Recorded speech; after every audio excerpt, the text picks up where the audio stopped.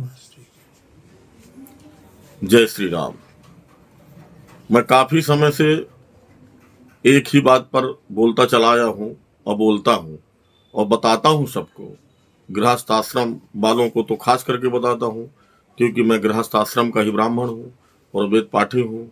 तो सभी को बताता हूँ कि आप अपने बालक को बचपन से ही रामचरितमानस पाठ की आदत डाल दें और घर में निश्चित कर दें कि 7 बजे से 7:30, 7:30 से या 8 तक आधा घंटा आपको रामायण पढ़ना है।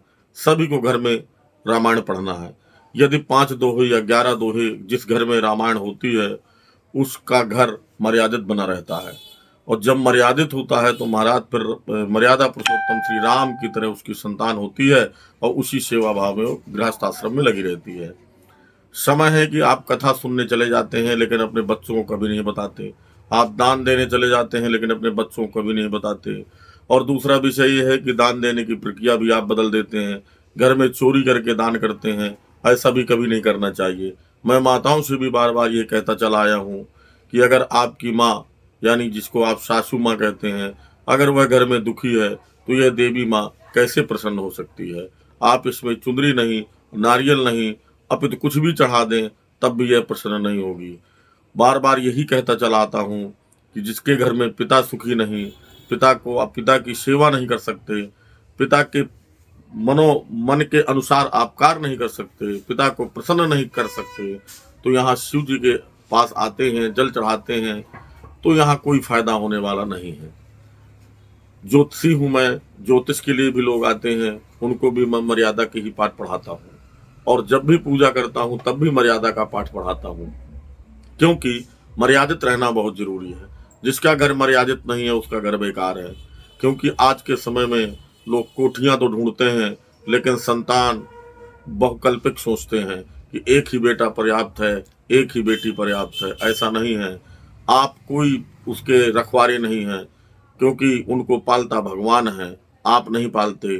केवल जो है, आप माता पिता हैं तो जन्म दिया है, लेकिन उसके भरण पोषण, उसके भाग्य की व्यवस्था तो पूर्व से लिख कर आई है और उसे परमात्मा करता है, आपके हाथ में नहीं है। आप तो केवल अच्छे कर्म करते रहिए और अच्छे कर्म करते रहेंगे तो ये सुनिश्चित है कि आपकी संतान आगे बढ़ती रहेगी। और ये कल्पना में भी नहीं सोचो कि एक ही बेटा चाहिए, एक ही बेटी चाहिए। जितने आ रहे हैं 2 3 4 उन्हें आने दीजिए, रोकिए मत। क्योंकि आप रोकते हैं, आप देखते हैं बहुत सारी समस्याएं हैं। संख्या आप कम मत करिए महाराज, बढ़ाइए, लेकिन मर्यादित रहिए। अगर हम मर्यादित रहेंगे तो निश्चित रूप से सनातन धर्म हमारा बना रहेगा। क्योंकि चिल्लाते तो हैं कि हम सनातन धर्म, सनातन धर्म, सनातन धर्म, लेकिन जब आप ही नहीं रहेंगे तो सनातन धर्म कहाँ रहेगा। तो मैं बार बार कहता हूं कि आपकी संख्या हो ना, तब ना सनातन धर्म रहेगा। जब आप नहीं तो सनातन धर्म कहाँ। इसलिए सनातन धर्म की सबसे पहली रक्षा तो यही है कि आप अपने घर को मर्यादित करिए और गौ ब्राह्मण संत की सेवा करिए और इसके पहले माता पिता की सेवा करिए, तब ये सनातन धर्म बचेगा। अगर ये सब नहीं किए तो सनातन धर्म बचेगा ही नहीं। क्योंकि भगवान तो कहते हैं कि गुरु गोविंद दो खड़े काके लागों पाए, बलिहारी गुरु आपनो गोविंदियो बताए। तो महाराज, पहले तो माता पिता ही हैं, माता पिता के बाद गुरु हैं, गुरु के बाद परमात्मा है और परमात्मा के बाद समाज है। तो सबसे पहले हम सबको छोड़ देते हैं, सीधा समाज में घुस जाते हैं। तो समाज में तो अनेक प्रकार की बातें आएंगी, तो क्या उन्हें अनुकरण कर लेंगे? नहीं करना चाहिए। हमारे माता पिता जो हमको बताएंगे उसी बात को हमें अनुकरण करना चाहिए और माता पिता के माध्यम से गुरु बनाना चाहिए और फिर गुरु जो कहें उन बातों को अनुकरण करना चाहिए। इसके आधार पर ही अपने जीवन को जीना चाहिए। यह मैं बार बार लोगों से बताता चला आया हूँ, इसमें संदेह नहीं है। पूजा पाठ करने से फल मिलता है, इसमें संदेह नहीं है। लेकिन पूजा पाठ का फल जब ही मिलता है जब आप घर के माता पिता आप पर प्रसन्न हो, तभी उस पूजा पाठ का फल मिलता है। अन्यत्र पूजा पाठ का फल नहीं मिलता। इसमें जरा भी संदेह करने की आवश्यकता नहीं है महाराज। ये बात सत्य है कि जिनके माता पिता प्रसन्न है उसी के ऊपर गुरु प्रसन्न है, और जब गुरु महाराज प्रसन्न है तो उसी के ऊपर भगवान प्रसन्न है। अदरवाइज आप डायरेक्ट भगवान के पास जाते हैं तो कुछ नहीं मिलता, डायरेक्ट समाज के पास जाते हैं तो फिर कुछ नहीं मिलता। और जब भगवान प्रसन्न है तो फिर समाज प्रसन्न है, क्योंकि भगवान फिर अच्छे कार्य आपसे कराएगा। क्योंकि भगवान आपके ऊपर प्रसन्न है। जब अच्छे कार्य आपसे कराएगा तो समाज आपके हाथ में होगा, समाज आपके ऊपर प्रसन्न होगा, तब आप समाज सेवी बन सकते हैं। डायरेक्ट आप समाज सेवी बनने चले जाते हैं तो बन ही नहीं पाते, क्योंकि समाज में तो बहुत प्रकार की बातें मिलेंगी आपको, गुण अवगुण सब मिलेंगे। अब क्या पता माता पिता से आप कोई शिक्षा लिया नहीं तो अवगुण भी आपके पास आ सकते हैं। इसलिए नहीं महाराज, पंक्ति बाई पंक्ति जाना है। जैसे सबका एक निश्चित है, माँ के गर्भ में बालक आता है, आप ये बताइए कि 104 दिन में वो हर अंग से प्रमुक्त होता है और उसमें प्राण आ जाते हैं, फिर माँ को तमाम और 5 महीना कष्ट लेने की क्या आवश्यकता है। 10वें मास में बालक का जन्म होता है, लेकिन यहाँ पर और 5 महीना माँ को कष्ट होता है, क्योंकि उसकी सब हड्डी मांस सब प्रौढ़ हो जाए, इसके बाद वह जन्म ले। तो जब जन्म लेता है बालक तो माँ को कितना कष्ट होता है, तो माँ का दूसरा जन्म होता है जब एक बालक जन्म लेता है। इसमें जरा भी संदेह नहीं है। इसी तरह आने का रास्ता है, जाने का रास्ता है। बहुत भ्रांतियां हैं समाज में।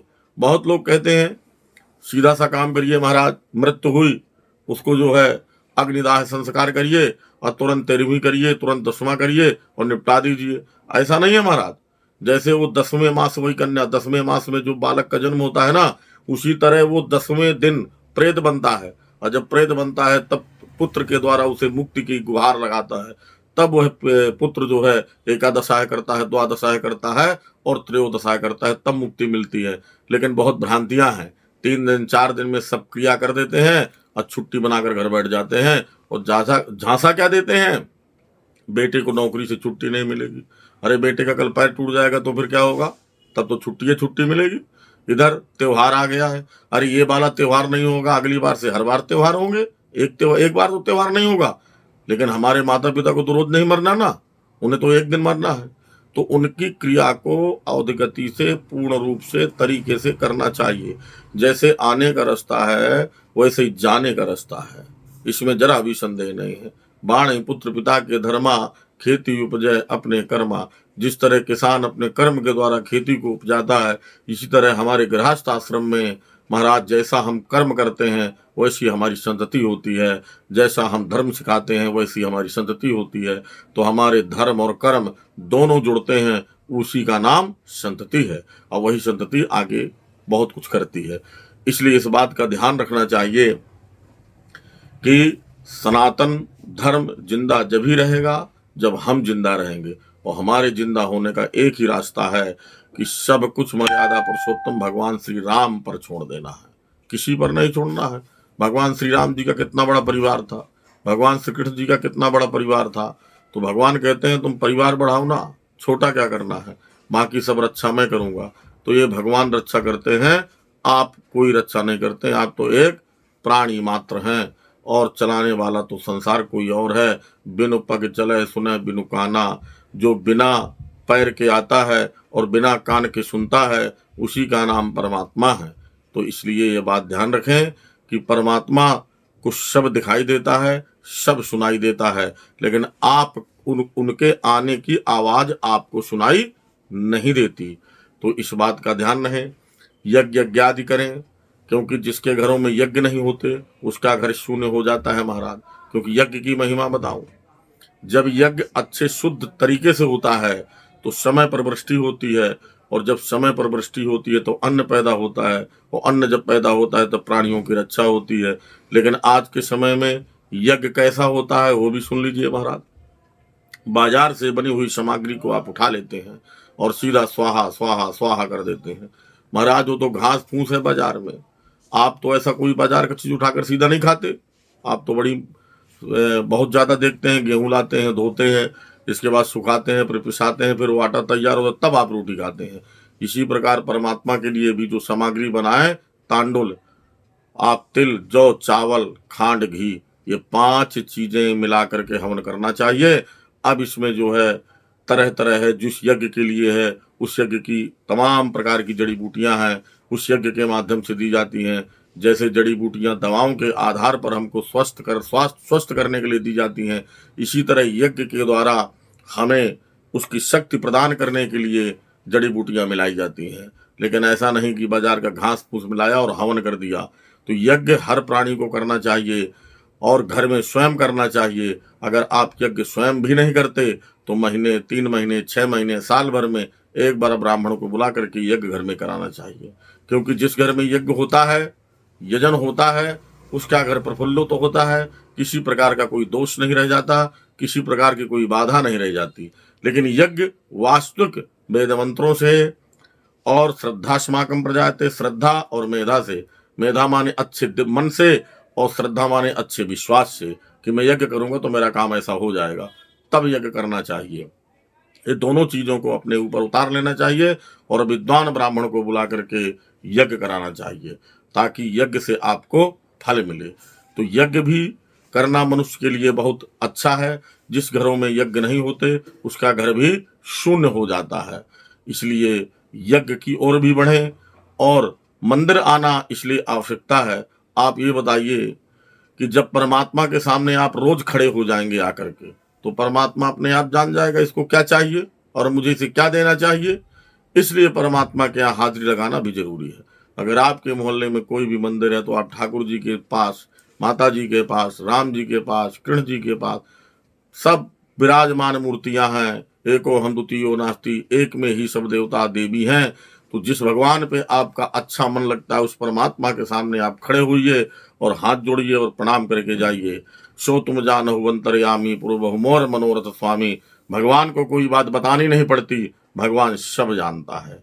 इसलिए मंदिर में आना आवश्यक है। हर प्राणियों को 2 काम तो करना ही चाहिए। तीसरा काम हर मनुष्य नहीं कर सकता, क्योंकि पहला कार्य है सुबह उठे और उठने के बाद जैसा जो दिनचर्या है, पृथ्वी को प्रणाम करे, माता पिता को प्रणाम करे, प्रणामोपरांत जो है स्नान करे, स्नानोपरांत भगवान सूर्य को अर्घ दे और सूर्य को अर्घ देने के बाद अगर नजदीक मंदिर है तो शिवालय में जाकर के जल चढ़ाए। ये काम तो हर मनुष्य को करना चाहिए। तीसरा काम है अग्निहोत्र यज्ञ। अब यज्ञ प्रतिदिन नहीं हो सकता है तो कोई बात नहीं, लेकिन 2 कार्य तो सुनिश्चित हो जाए महाराज। 2 ही काम सुनिश्चित नहीं लोग करते। सीधे जल्दी जल्दी नहाते हैं, देर से सोने की आदत डालते हैं और सूर्य हो जाता है और आप आराम से सोते रहते हैं। देर से सोना, देर से जगना, ये हमारी दिनचर्या का सबसे खराब काम है। अगर हम समय पर सोएं, समय पर जगें तो परमात्मा को प्राप्त करने में बिल्कुल बिल्कुल कष्ट नहीं होगा।